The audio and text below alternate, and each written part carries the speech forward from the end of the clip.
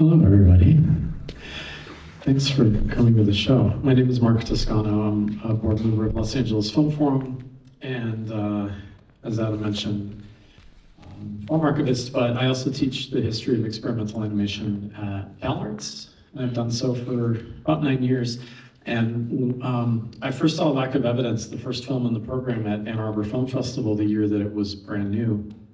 And it was one of the most memorable films of the festival for me. And so soon after that, I started teaching at CalArts and immediately wanted to show this film to my students. And I started following Hayoon's work. And I've just continued to be really excited about the way she approaches her use of technology and the meaning that she invests in her usage of different technology and her exploration of space and fantasy and subjectivity. And so it's actually been my dream for some years now to get her to LA, and I really want to thank the Mike Kelly Foundation for the Arts for giving us funding in order to make that happen. And so for us to have a discussion now about the work you just saw, I would like you to join me in welcoming Hayoon Kwon.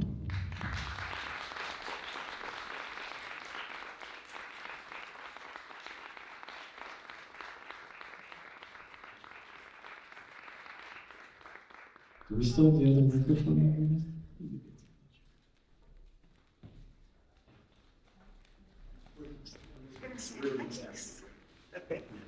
She wants to stay. Oh, you want to stand? Okay, I'm sorry.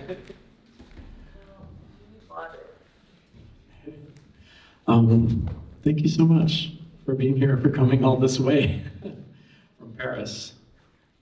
And also thanks for translation assistance, yeah, if needed.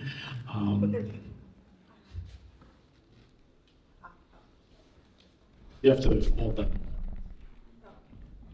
Thank you for inviting me today. The first thing I wanted to ask, and maybe some of you know this already or were able to perceive this from the work, but a few of these films are based on VR pieces that you made.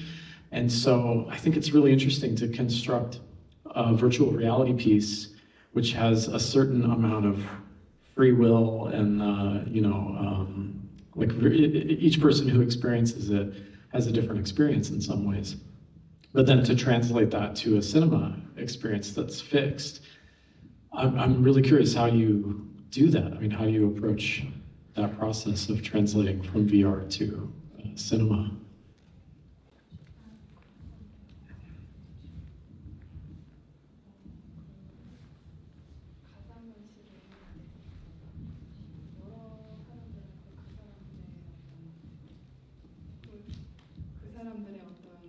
개인적인 경험 창출을 위해서 자유롭게 놔준다고 보면 영화는 이제 그 사람들의 손을 잡고 보다 구체적으로 제가 보여주고 싶은 것에 더 초점을 맞춰서 이끌어가는 주는 그런 역할을 하는 것 같아요.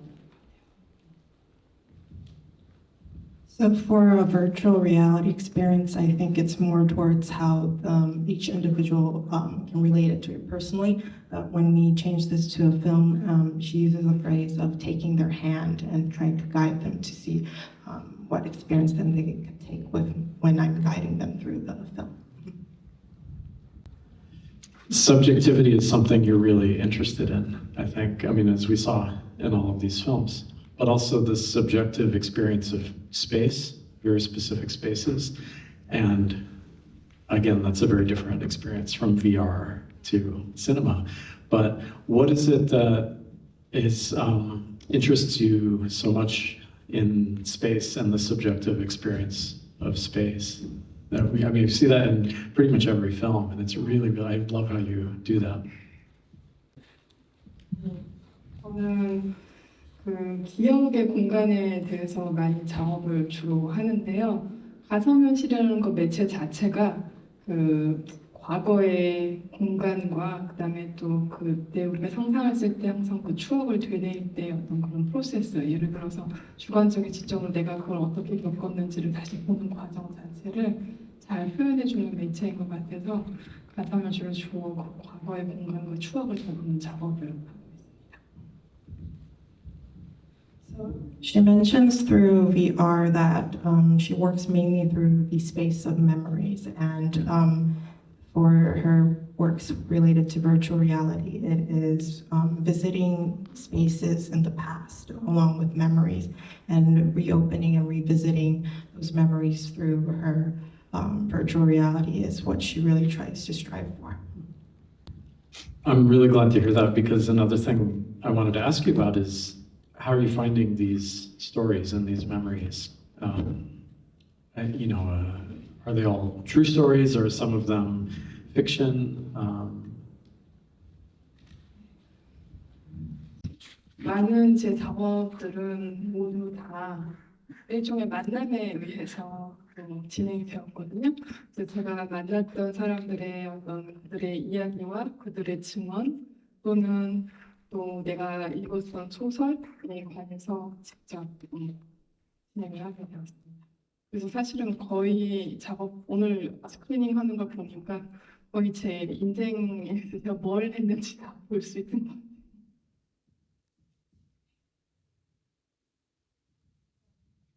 So the stories that appear in my work, they're all related to the connections and interactions of people I've met throughout my lifetime and also some novel pieces that I've read. And so by looking at today's selection of my films, you can actually see all the people I've met or what I've done throughout my lifetime. I mentioned when I was introducing you that I love how you use different technologies, because sometimes artists use technology just as a gesture of style, or sometimes at worst it's a gimmick or something like that. But I feel like you think so much and so in such a subtle way about how you're using technology in whether it's in 489 years, and video game design and first-person, movement through like a 3D space, or through VR, or the wireframe material in the first film. These technological textures and techniques, they take on a lot of meaning related to memory and related to fantasy. And I'm wondering were you drawn to technology and working with challenging technologies from very early in your career, or has this always been like a defining interest for you? 작업 초기에는 기술이라는 것 자체가 중점이 되지는 전혀 않고요. 작업이 뭘 원하는지를 찾다 보면은 그걸 찾아가다 보면 그 작업 자체가 저한테 뭘 해야 될지를 알려줘요.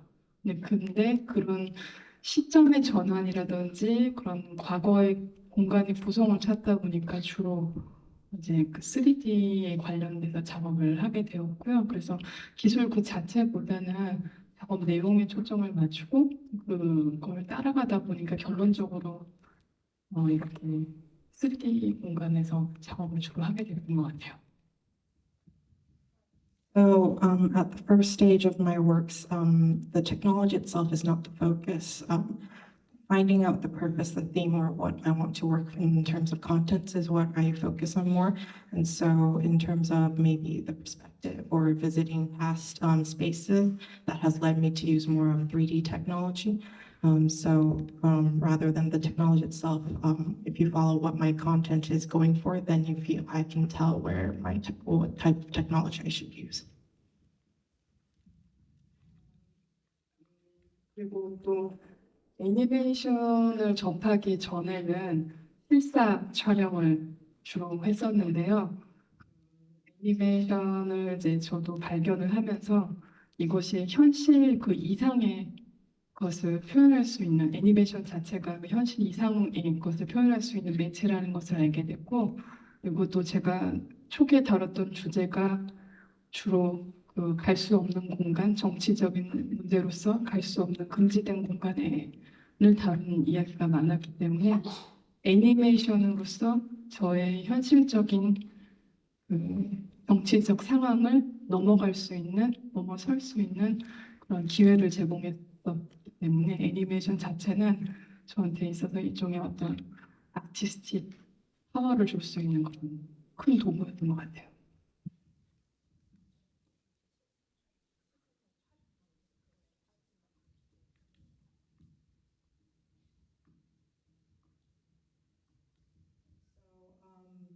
She's mentioned that animation technology has given her artistic power because before she was able to get onto animation, she was just videotaping or capturing these spaces. But animation has helped her express more than reality because she liked to capture the unapproachable spaces due to political reasons. And animation technology has enabled her to overcome these limits when she wants to talk about these topics. Yeah, I love the three pieces about the border in Korea because they're doing exactly that. You're using technology to allow us to have a fantasy access to these spaces in a way that we couldn't, or you're creating something that's very real, but very, a little bit dreamlike too. And so I feel like this use of the technology to kind of enhance the subjectivity for everyone, it's really, really powerful. And as I said before, I think a lot of people use different like CG and VR and 3D technologies without really thinking about what they mean. And this is one thing I really love about your work is you think a lot about what these technologies mean and what they can do.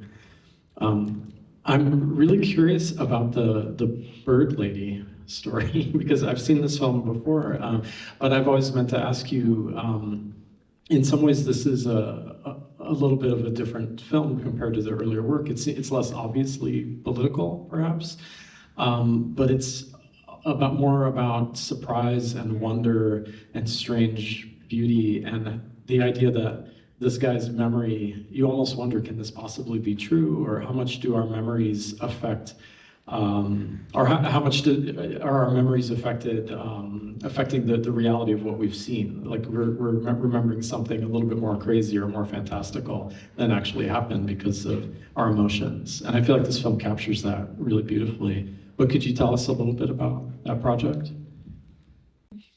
질문 엄청 감사합니다. Thank you for the interesting.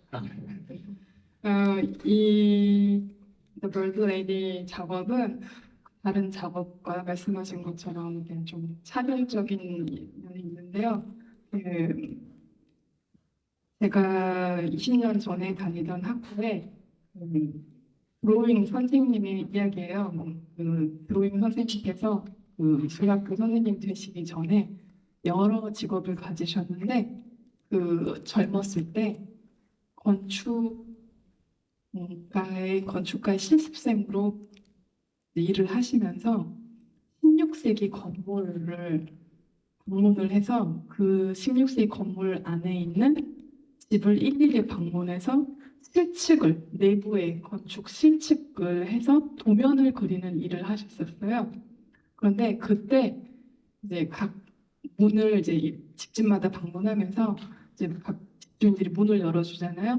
그러면 그때마다 새로운 세상이 열리는 것 같다고 하셨어요. 그러면서 그때 말고도 여러 가지 이야기를 해주셨는데 그러다가 어느 날 이제 그 새를 수집하는 새 여인의 집에 가게 되셨고 그때 이제 그 집 방문이 열리면서 모든 새 소리와 아름다운 새의 모습에 매료돼서 자기가 본래 뭘 하려고 왔는지조차 잊어버리고 그 식당을 하지 않으신 거예요. 그래서 그날 저녁에 자기가 상상해서 그린 도면을 제출하셨다는 내용입니다. 그래서 저는 그 이야기가 굉장히 인상 깊게 남았고 그래서 어떻게 보면 그 선생님에 관한 오마주이기도 하고 또 그 추억의 공간을 우리는 어떻게 기억하는가에 관한 작업이에요. Yes, certainly the Bird Lady is different from the previous works that we had seen about the border. And so this is back 20 years ago when I was in drawing school, and Daniel was my art teacher there. And before he was an art teacher, he had different other jobs, and one was being an architect. And one of his projects was related to the 16th century building. And so he would actually have to visit the other 16th century buildings to measure them and make a blueprint. And so when he was actually visiting each house, they would open up to a new world within each house. And one time he had visited this one house when the door opened to a fantasy filled with birds. And he was so fascinated about the bird lady's house that he actually didn't measure that house. And he just stayed there and wasn't sure if he was in Paris or not. He was in this fantasy. And so Bird Lady film is some sort of my homage or my respect to my teacher, Daniel. 그 월드레이드에서는 같은 공간을 2번 방문하게 되는데요.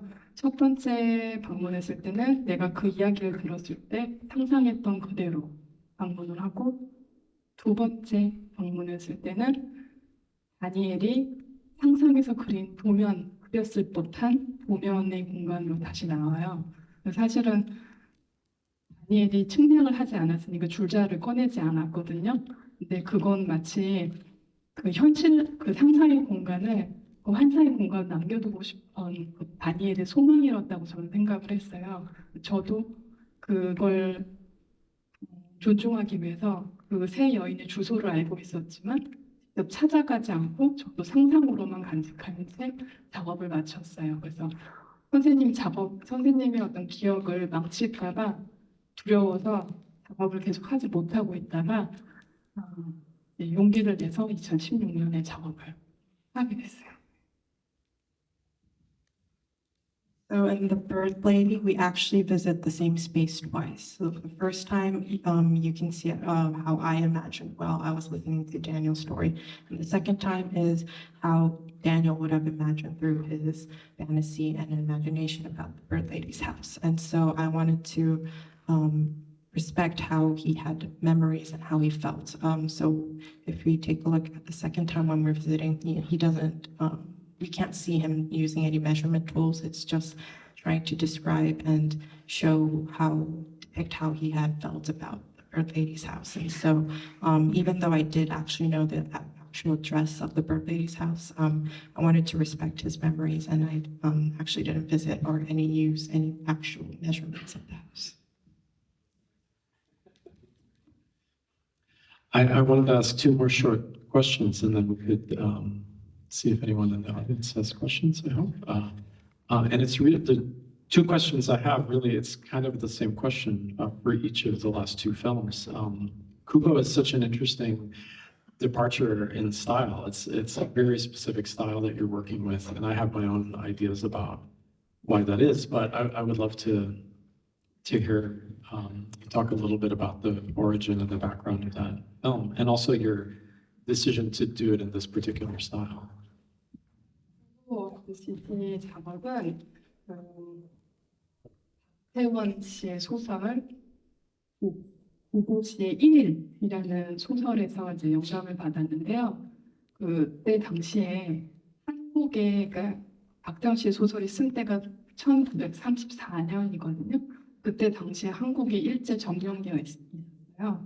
그래서 그때 당시 신문을 제가 연구할 기회가 있었는데, 그때 일본 아래에 있었기 때문에 언론 자유라는 것이 거의 없었어요. 그래서 일본의 검열 때문에 신문들이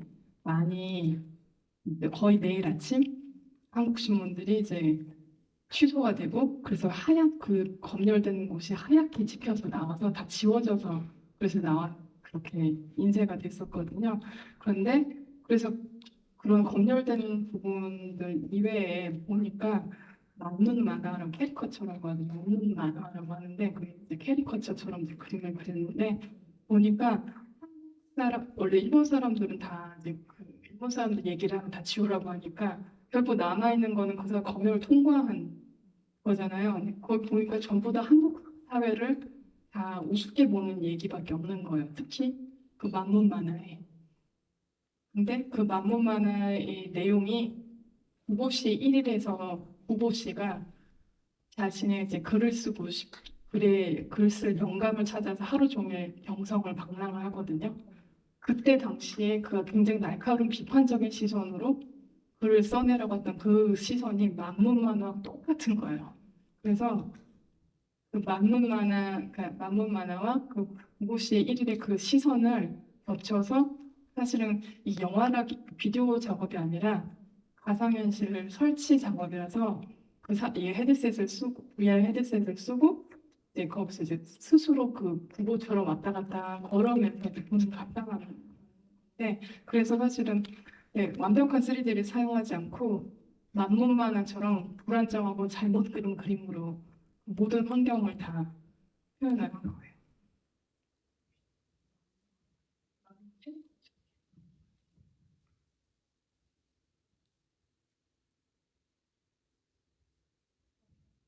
So, Google Walks the City is inspired by an actual work from Park Tae-won, which was a writer.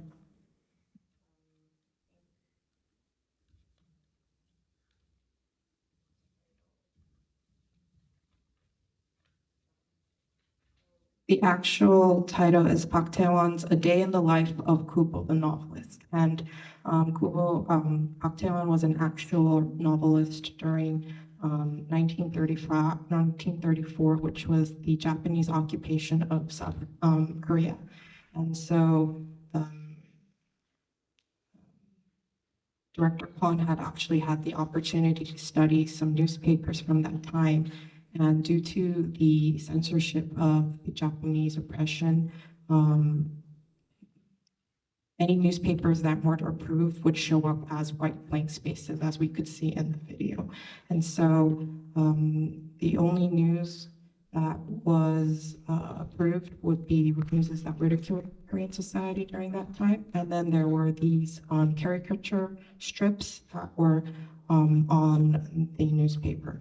And so for Kubo, the Kubo project, it's more of how we can see Kubo's perspective and these caricatures of Gyeongsang, which was sold back during the Japanese occupation. So most likely the audience would use their VA headset to also see how Kubo had seen Korea during that time. And then finally, the newest piece, the last one. This is also an unexpected piece. Yeah, definitely some funny moments, some strange moments. I would love to hear more about this project as well. 맨 마지막에 본 신작은 장자의 그 호접 지몽이라는 이야기에서 비롯된 건데요. 호접 지몽이라고 그 이야기는 장자가 어느 날 꿈을 꾸었는데 나비가 되어서 후련히 날아다니다가 갑자기 잠에서 깬 거예요. 그런데 그러다 깨면서 갑자기 내가 장자인데 나비가 된 꿈을 꾼 것일까? 아니면 내가 나비인데 지금 장자가 된 꿈을 꾼 것인가? 라는 이제 갑작스러운 질문을 이제 하게 돼요. 이 이야기가 굉장히 여러 방식으로 해석될 수 있는데 그 여러 방식의 중에 그 해석된 방식 중에 한 가지 저한테 흥미로웠던 것이 정체성의 혼돈이라는 것이었어요. 정체성에 대해서 어떻게 내가 나인 것을 인식할 수 있을까? 근데 그때 저도 한참 가상현실을 하고 있었고 가상현실은 제 3자의 시선이 저의 시선으로 전환되는 것을 직접적으로 경험할 수 있는 매체예요. 그런데 장자가 했던 이야기와 어떻게 되면 접합할 수 있다는 생각이 들었고 또 그 메타버스가 한참 있었기 때문에 나의 그 아이덴티티가 나의 몸 이상의 어떤 다른 공간에서 계속 존재할 수 있는 그런 시대가 왔잖아요. 그래서 거기에 대한 어떤 그런 질문을 같이 한 작업이에요. 그래서 처음에 이제 시작할 때 보면 보통 굳이 그 영화에서 어떻게 그 시점 전환을 어떻게 표현하는가를 연구했을 때 멀리서 이제 그 나비가 되었다가 나비가 그 주인공에 가까워졌을 때 그 주인공으로 시점이 전환되는 것을 그 순간을 표현한 거예요. 그리고 나서 그 또 그 주체성이라는 것 자체가 또 혼돈스러워질 때가 언제냐면 우리가 비디오 게임 할 때 우리가 보는 화면은 제3자의 시선으로 보는 거거든요. 그런데 그거를 비디오 게임 하고 있는 사람은 그 자기가 플레이하고 있는 그 캐릭터가 자기 자신이라고 생각을 해요. 그래서 사실은 제3자의 시선을 보면서 마치 그게 자기 자신이라고 생각하는 사실은 말이 안 되는 건데 엄청나게 상응되고 있는 그런 주체성의 혼돈이 오는 그런 경우잖아요. 그래서 그런 부분들을 여러 가지 교차하면서 도대체 언제 주체성에 관련된 어떤 그런 혼돈을 하는 그런 So the Butterfly's Dream, my newest piece, is inspired by the scholar Chang Jia, and there is one of his works that is named The Butterfly Dream. And in here, Chang Jia says that he had dreamt about being a butterfly and flying around, and then he wakes up. And then he asks himself, am I Chang Jia and I had a dream as a butterfly? Or am I a butterfly and I had a dream to be as Chang Jia? And so this questioning of one's identity, this confusion is where I feel I can relate to, because when I'm working on my VR projects, I often have to look through the third person's perspective. And often this becomes my own perspective. So I also question, which one is my own identity and who I am? And so this is also a question asking about how we can define or feel about identity in the metaverse age. And if we take a look at my film, when the butterfly gets towards the person, that is when the perspective change. And I think this is also relatable for when we are playing video games, where we can question our identity, because mainly for video games, we play in the third person. And we also consider the character as our own self when we're playing. And so once again, this is where we would question our identities in these mediums. Are there any questions at all?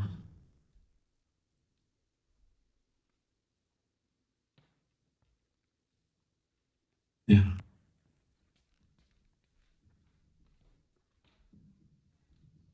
Thank you so much for these films. I have a follow-up question on something I think that Mark said or asked, which is about the stories and the voices that you choose. Do you have, it sounded like many of the people who told you stories were people that you know, because you said they reflected your life. Do you record the stories and then begin the visual parts of the project, or is it something that is in dialogue? And then I have a question specifically about the first film, about Oscar. I'm curious, who is speaking to you? Whose voice is it? And also, you've chosen to tell it it's a double third person, right? Because a woman is telling you the story about Oscar, and I'm also curious about the voice. Thank you. 제가 작업을 하면 사람들과 이제 만나고 그 사람들이 저한테 영감을 주고 처음에는 이제 그 영감을 받고는 그 일을 계속 생각하면서 녹음하고 이런 거 생각을 할 여유가 없어요. 그래서 못하고 있다가 작업을 해야겠다고 마음을 먹고 이제 녹음을 따로 그 다음에 따로 하죠. 그런데 지금 오스카는 예를 들어서 그때 당시에 제 예전에 다니던 학교의 교수님 중에 하나셨는데 그때 당시 저도 유럽에 머물면서 체류증에 문제가 생겨서 그런 인권과 체류자들의 어떤 불안한 위치에 대해서 관심을 굉장히 갖게 됐어요. 그러다가 제가 알고 계시던 교수님이 주말에 자원봉사자로서 불법 체류하시는 분들을 이제 도와주고 그분들의 어떤 체류증 요청서를 번역하시는 일을 하시는 거였어요. 그래서 그분을 통해서 여러 많은 이제 케이스들을 듣게 됐는데 그때 이제 이분을 통해서 이제 오스카에 대한 이야기를 전해 듣고 저한테 되게 인상 깊게 남았었어요. 왜냐하면 굉장히 다른 컬처, 다른 문화에서 왔던 사람이 유럽에 왔을 때 그들의 물질적 증거가 없는데 그럼 그들의 경험은 어떻게 증명될 것이고 물질적 증거가 없으면 그들의 경험은 존재한다고 할 수 없는 것일까라는 그런 질문도 했었고 그래서 그 오스카 이야기를 해주신 분은 그 오스카 서류를 담당해 주신 분이시자 저의 예전 교수님 목소리입니다. 저는 그걸 통해서 이 이야기를 들었기 때문에 그분께 목소리 녹음을 요청드렸습니다. For the first question, usually after meeting people and then through our talks, I do get inspired and then I think about actually making it into one of my work projects. So I actually don't record firsthand when I'm meeting these or talking with these people. But after I've made up my mind to make it into a work piece, then I go ahead and start my recording and visual works afterwards. And then for Oscar, for the work of Oscar, this was inspired from a professor at my old school. And when I was in Europe, I had experienced some visa problems, and this is when I got to learn about other people who had problems with immigration or legal papers. And the professor was volunteering to translate these papers for those who were in need. And Oscar's case had left an impact on me. And then so if we are unable to prove his experience there without tangible materials or proof, then does this mean that his existence was not there? So that's why I was inspired to make Oscar's work.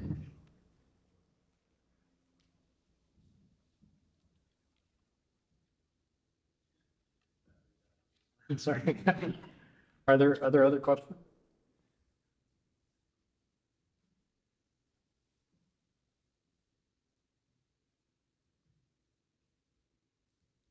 Well, we can also chat informally out in the bar. I believe is still open. Yeah. Further, thank you so much for coming.